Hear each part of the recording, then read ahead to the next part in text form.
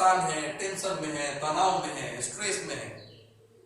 और ये इसलिए है क्योंकि आज हमारा जो लाइफ स्टाइल है वो इस तरह का बन चुका है कि हमारे पास समय नहीं है, टाइम नहीं है इन चीजों के बारे में सोचने की। तो मैं ये जो सीरीज लेकर के आपके लिए आया हूं, जिसके 2 एपिसोड्स पहले मैं अपलोड कर चुका हूं और ये तीसरा मैं करने वाला हूं, ये बहुत ही क्रूशियल है दोस्तों। थोड़ा समय निकाल करके आप जरूर इनको देखें, समझें और कोशिश करें कि जो भी चीजें मैं आपसे डिस्कस कर रहा हूं वो अपने लाइफ में आप यूज कर सकें। तो आज मैं जिस टॉपिक के बारे में बात कर रहा हूं वो बड़ा इंपॉर्टेंट है, बहुत ही क्रूशियल है, और वो है एटीट्यूड। बिल्कुल, एटीट्यूड एक बहुत ही इंपॉर्टेंट वर्ड है और हम लोग इसको अगर हिंदी में कहें तो हम लोग कहते हैं नजरिया। किसी भी वस्तु को, किसी भी चीज को, किसी भी इंसान को, किसी भी जानवर को, किसी भी घटना को देखने का हमारा नजरिया क्या है, हम क्या सोचते हैं किसी चीज को ऑब्जर्व करने के बाद, क्या चीजें हमारे दिमाग में चलती हैं, इससे तय होता है कि हमारा नजरिया क्या है, हमारा एटीट्यूड क्या है। ये एक्सपेरिमेंट तो आप सब लोगों ने जाना होगा कि अगर हम किसी टेबल पे आधा गिलास पानी रख दें, मतलब एक गिलास रख दें, सपोज शीशे का एक गिलास है और उसमें आधा उसको पानी से भर दें और उसको टेबल पे रख दें और लोगों से रिएक्शन अगर हम पूछें तो अधिकतर लोगों का ये कहना होता है कि ये गिलास आधा खाली है। तो ऐसा क्यों है कि अधिकतर लोग ये कहते हैं कि ये गिलास आधा खाली है? हालांकि वो गलत नहीं है, दे आर नॉट रॉन्ग। मैं ये नहीं कहता कि ये गिलास आधा खाली नहीं है, ये खाली है, लेकिन हमारी नजर उस खालीपन पर क्यों गई, हमारी नजर उस एम्प्टीनेस की तरफ क्यों गई? क्योंकि हमारा जो दिमाग है उसको हम लोगों ने बचपन से इस तरह से ट्रेन किया है कि हम निगेटिव चीजों पे पहले ध्यान देते हैं। हम ये नहीं कह पाते कि ये ग्लास आधा भरा हुआ है क्योंकि हम पॉजिटिविटी के तरफ नहीं जा पाते इन द बिगिनिंग।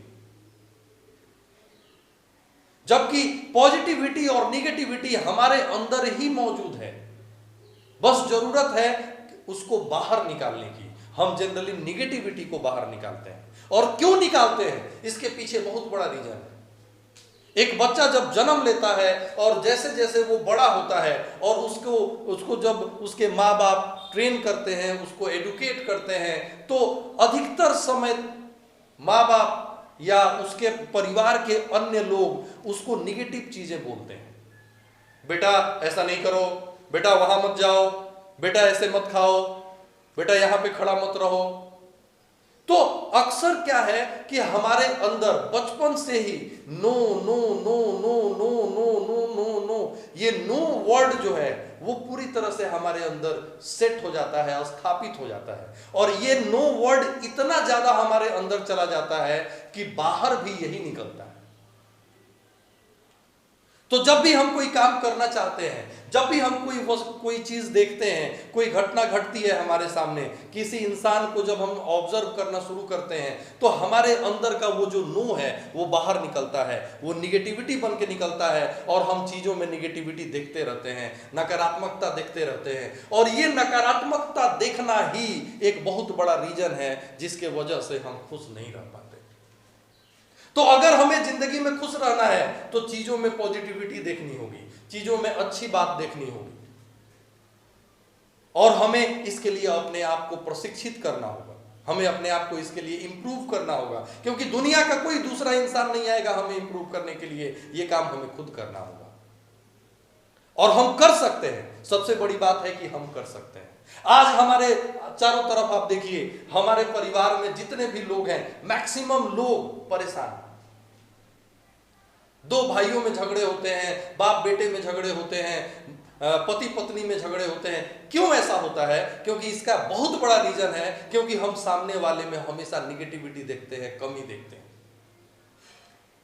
एक आदत अगर आप बदल लें, अपने फैमिली मेंबर्स के पॉजिटिव चीजों को देखना शुरू करें, पॉजिटिव चीजों को ऑब्जर्व करना शुरू करें, उसमें अच्छाइयां देखना शुरू करें, फिर आप देखिए कि आपको अपने परिवार के लोग कितने अच्छे लगने लगते हैं। आज के जो टीनेजर्स हैं वो अपने माँ बाप से अक्सर नाखुश रहते हैं। उसके सबसे बड़ी वजह क्या है? क्योंकि वो टीनेजर्स या वो जो बच्चे हैं वो हमेशा अपने माँ बाप में निगेटिव देखते हैं। उनके अंदर वो फीड हो चुका है कि आपको निगेटिव देखना है दुनिया में हर जगह। ये अनजाने में उसके माँ बाप या उसके फैमिली मेंबर्स के ने फीड कर दिया है, और हम लोगों को इससे बचाना है अपने आप। क्योंकि जब हम किसी इंसान के बारे में, किसी घटना के बारे में हमेशा निगेटिव सोचते रहेंगे कि इसमें ये कमी है, इसमें इसके अंदर ये कमी है, तो फिर हम कभी खुश भी नहीं रह पाएंगे और हम हमेशा उससे कटने लगेंगे, हम उससे दूर होने लगेंगे। और यही वजह है कि आजकल के हमारे जो बच्चे हैं वो माँ बाप से या फैमिली से दूर होते जा रहे हैं। या अगर आप वेस्टर्न कंट्रीज में देखें तो वेस्टर्न कंट्रीज में यही होता है, क्योंकि अधिकतर वेस्टर्न कंट्रीज में जो माँ बाप हैं वो बच्चों को ट्रेन नहीं कर पाते पॉजिटिव देखने के लिए। इवन अगर हम मौसम की भी बात करें तो आजकल जब हम मौसम को देखते हैं तो मौसम को देखने के बाद हमारा पहला नजरिया आता है वो कितनी ज्यादा गर्मी है, इट्स टू हॉट। तो बात तो सही है, गर्मी तो है, लेकिन हमारे अगर ये कहते हैं कि बहुत गर्मी है तो क्या मौसम चेंज हो जाने वाला है? नहीं हो जाने वाला है। वो मौसम चेंज नहीं हो सकता है, हम मौसम को चेंज नहीं कर सकते हैं। तो जब हम किसी चीज को चेंज ही नहीं कर सकते तो हम निगेटिव ही क्यों बोले, हम पॉजिटिव क्यों ना बोले? हम ये भी बोल सकते हैं कि आज गर्मी तो बहुत है, लेकिन इस गर्मी की बहुत जरूरत है, क्योंकि इससे किसानों की फसलें पकती हैं। तो हर मौसम का अपना इंपॉर्टेंस है। जब जाड़े का मौसम आता है तो हम कहते हैं कि इट्स टू कोल्ड, इतनी सर्दी है, इतनी सर्दी है, ये मौसम कब जाएगा। हम लोग परेशान हो जाते हैं क्योंकि हम लोग उसके सिर्फ निगेटिव एस्पेक्ट पे सोचते हैं। सही बात है कि बहुत ज्यादा ठंडी है, लेकिन आप जरा सोचिए कि जम्मू कश्मीर में लोग कैसे रहते होंगे, या ऐसे ऐसे जगहों पे जहां पे टेम्परेचर माइनस में चला जाता है वहां पे लोग कैसे रहते होंगे। तो आप अगर चाहें तो हर स्थिति में, हर माहौल में अच्छा सोच सकते हैं, पॉजिटिव सोच सकते हैं। ये कोई बड़ी बात नहीं, हमें बस अपने सोचने का अंदाज बदलना होगा। हाँ, मैं मानता हूं कि ये इतना आसान नहीं है, ये इतना आसान नहीं है, इसमें काफी समय लगेगा। लेकिन अगर हम प्रयास करें तो 2 महीने, 3 महीने, 6 महीने, 1 साल हम अगर प्रयास करें तो हमारा जो एटीट्यूड है वो पॉजिटिव हो सकता है और हम खुश रहना भी शुरू कर सकते हैं। हमारे इतिहास में तमाम ऐसे एग्जाम्पल्स पड़े हुए हैं, उदाहरण पड़े हुए हैं। जब श्री राम को वनवास दिया गया तो पूरे अयोध्या में लोग परेशान हो गए, क्योंकि उन्हें लगता था कि वनवास मतलब परेशानी, कष्ट। लेकिन श्री राम के मुंह से कभी भी ये चीज नहीं निकली। उन्होंने कहा कि it's a blessing for me,